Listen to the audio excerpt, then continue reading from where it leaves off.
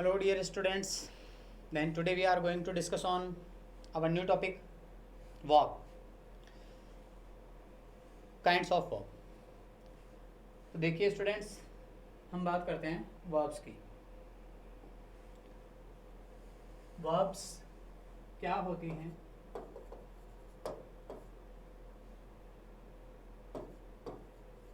Verb is an action which is performed by a doer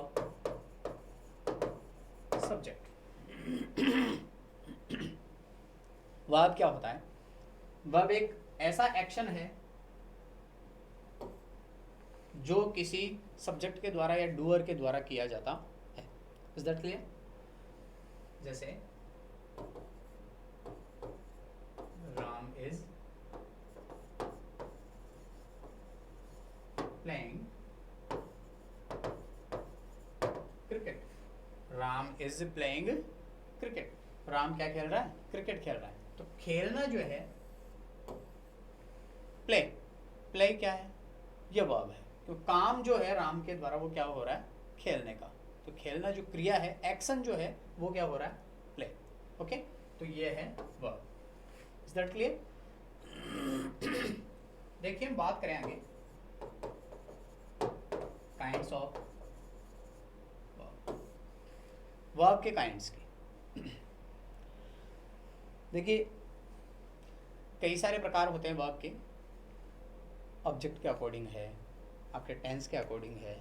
इसके अलावा auxiliaries है, axillary verb है, आपके स्टैटिक वर्ब है, डायनेमिक वर्ब है. बहुत सारी वर्ब्स हैं, उनके ऊपर हम एक एक करके टेकअप करते हैं. तो सबसे पहले देखिए हम बात करेंगे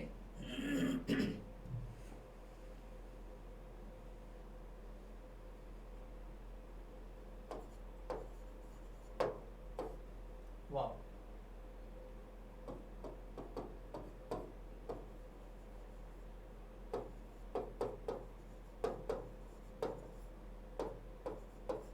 टेंस के आधार पर. ओके, देखिए टेंस के आधार पे जो वर्ब है वो कितनी होती हैं?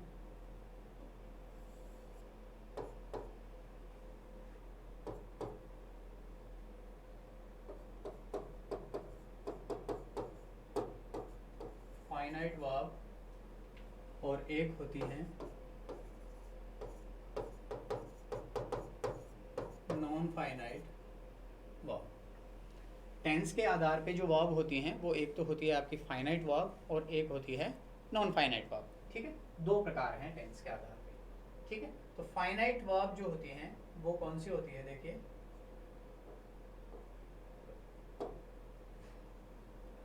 सेंटेंस में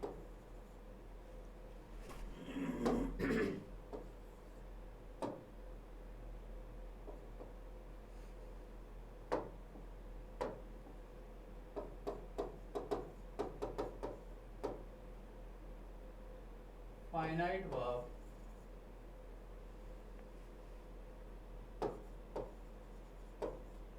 टेंस को शो करती है.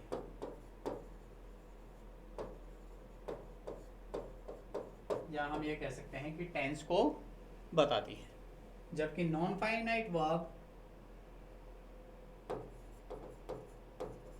इसका टेंस से कोई लेना देना नहीं होता. नॉन फाइनाइट वर्ब का टेंस से किसी प्रकार का कोई लेना देना नहीं होता. ओके, देखिए second thing, finite verb sentence में एक ही होती है. फाइनाइट वर्ब जो हैं वो सेंटेंस में कितनी हो सकती हैं? एक ही हो सकती है. एक से अधिक फाइनाइट वर्ब किसी सेंटेंस में नहीं हो सकती. और ये एक से अधिक हो सकती है। ये जो हैं एक से अधिक हो सकती हैं। अब देखिए होती कौन सी है,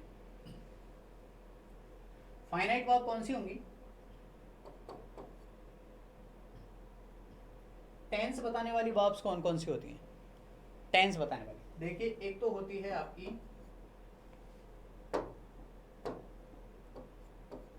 बी वर्ब,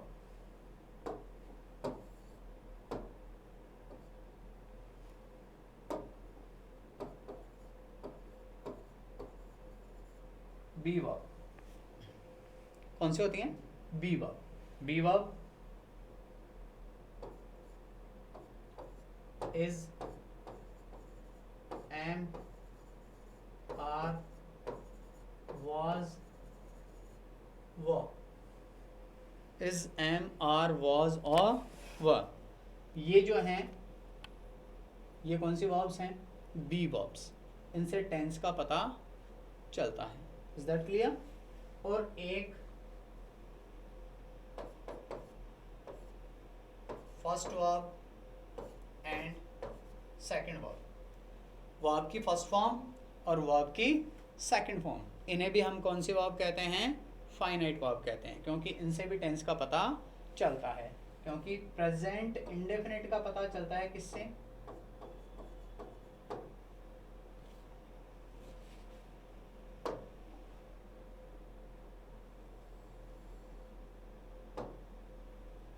इससे पता चलता है प्रेजेंट इंडेफिनिट का,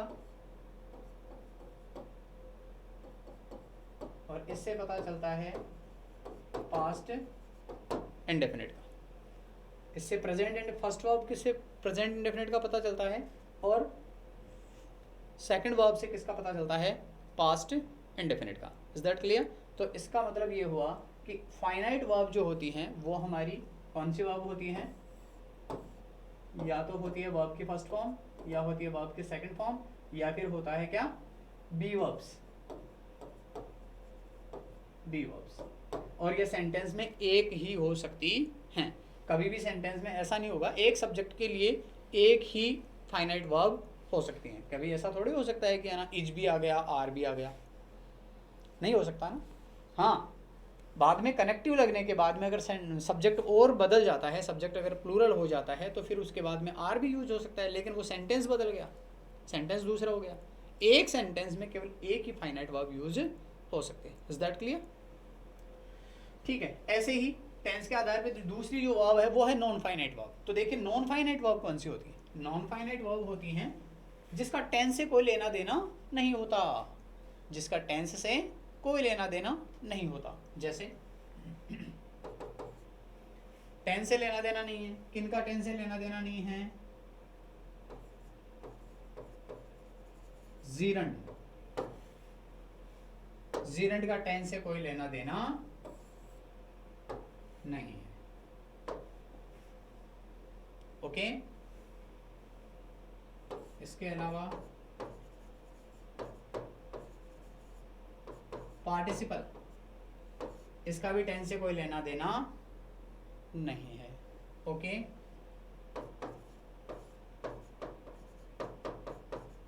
इन्फिनिटिव, इसका भी टेंस से कोई लेना देना नहीं है। ये सेंटेंस में एक से अधिक भी यूज हो सकती हैं। किस तरह से? Gerund, verb plus I N G, playing, coming,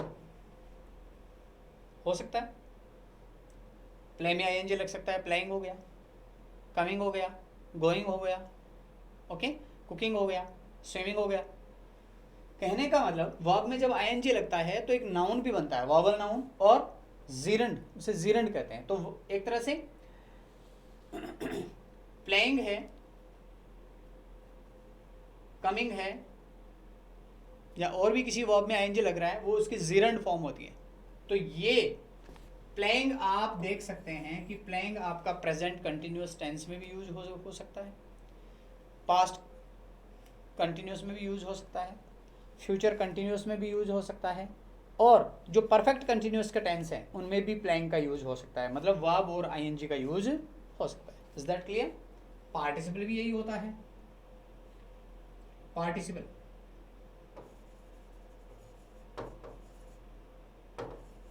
completed past perfect में भी हो सकता है, पास्ट इंडेफिनिट में भी हो सकता है, ओके, और प्रेजेंट परफेक्ट में भी हो सकता है, प्रेजेंट परफेक्ट में भी हो सकता है। तो इसका मतलब इससे ये पता नहीं चल रहा है कि ये कौन से टेंस का है, सिर्फ वर्ब की जो सेकंड फॉर्म है उससे पता चलेगा। पार्टिसिपल, अब देखिए, अब पार्टिसिपल एक लंबा चौड़ा टॉपिक है, उसके ऊपर अपन डिस्कस करेंगे बाद में। तो ये आईएनजी फॉर्म में भी होता है, और पास्ट पार्टिसिपल जो होता है वो ईडी फॉर्म में या वर्ब की थर्ड फॉर्म में भी होता है पास्ट पार्टिसिपल। इसके अलावा एक है आपका इन्फिनिटिव।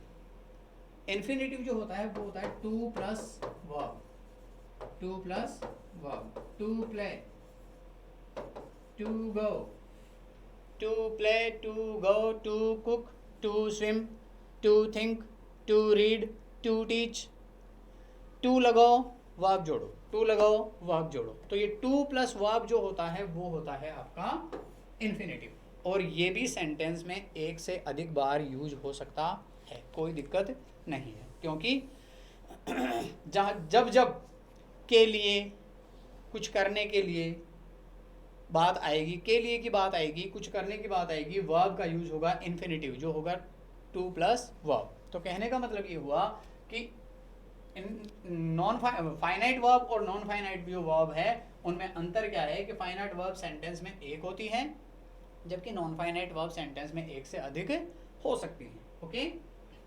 जैसे एग्जांपल्स की बात कर लेते हैं।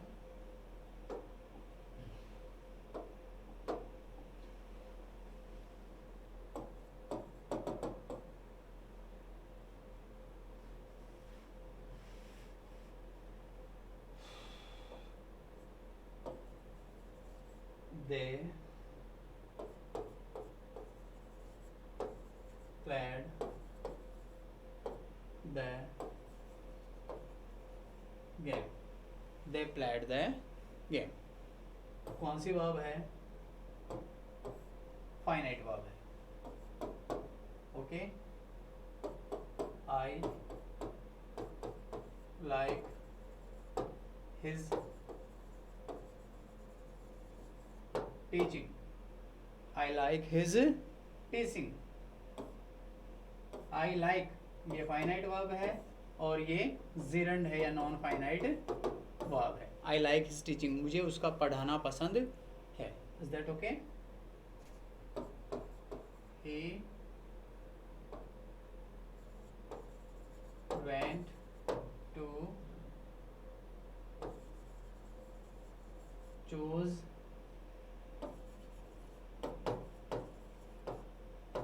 books. He went to choose the books. Went finite verb, क्योंकि वर्ब के सेकंड फॉर्म है, और ये टू चूज ये नॉन फाइनाइट वर्ब है। Is that clear students? तो ये थी आपकी फाइनाइट वर्ब और नॉन फाइनाइट वर्ब जो हम कैटेगराइज करते हैं टेंस के आधार पर। Is that clear dear students? Now we take up object के आधार पे।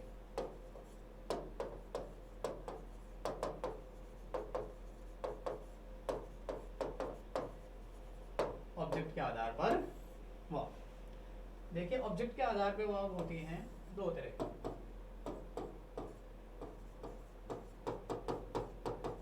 ट्रांजिटिव और एक होती है आपकी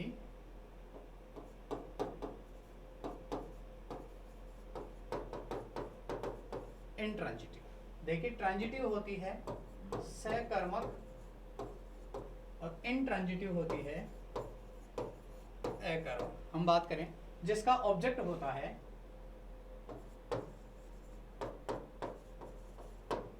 वो है ट्रांजिटिव, जिस वर्ब का ऑब्जेक्ट होता है वो क्या होती है? Transitive verb. और जिसका ऑब्जेक्ट नहीं होता है, जिसका ऑब्जेक्ट नहीं होता है, वो होती है कौन सी? Intransitive verb. ये होती है ट्रांजिटिव और ये होती है इंट्रांजिटिव, जिसका ऑब्जेक्ट नहीं होता है। ठीक है, तो ऑब्जेक्ट के बारे में हमने पढ़ रखा है, हमें पता है कि ऑब्जेक्ट कैसे फाइंड आउट करते हैं किसी वर्ब का ऑब्जेक्ट है या नहीं है। ओके तो देखिए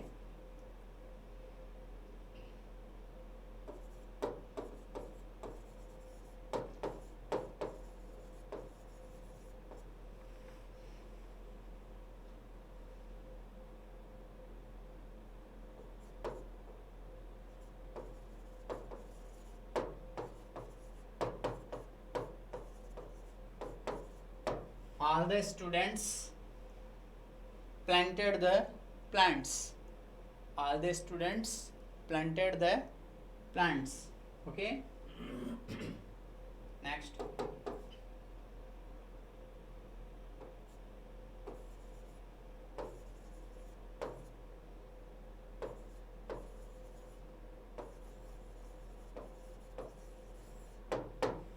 The cows were grazing.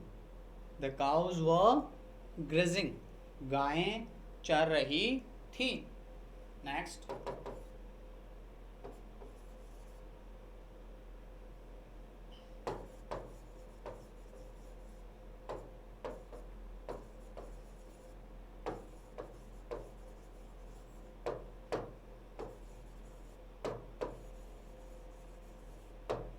The teachers were taking the classes. The teachers were taking the classes.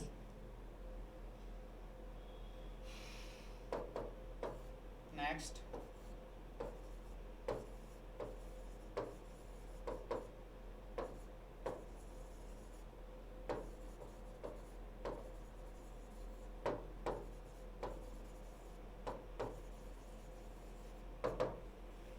Yes तो देखिए हमें इनमें वर्ब फाइंड आउट करते हैं, ट्रांजिटिव और नॉन ट्रांजिटिव।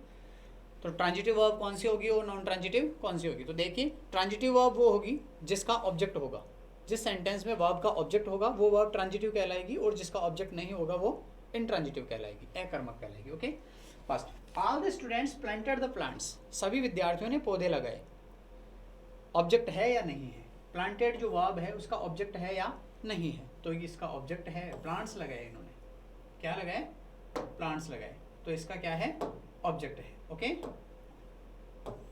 ये ऑब्जेक्ट है, तो ये वर्ब कौन सी होगी? Transitive. Is that clear? Next, the cows were grazing. गायें चर रही थी। गायें जो हैं काउज, वो क्या कर रही थी? चर रही थी। अब गायें क्या चर रही थी? इसमें ऑब्जेक्ट नहीं है, तो ये कौन सा हो गया? इंट्रांजिटिव।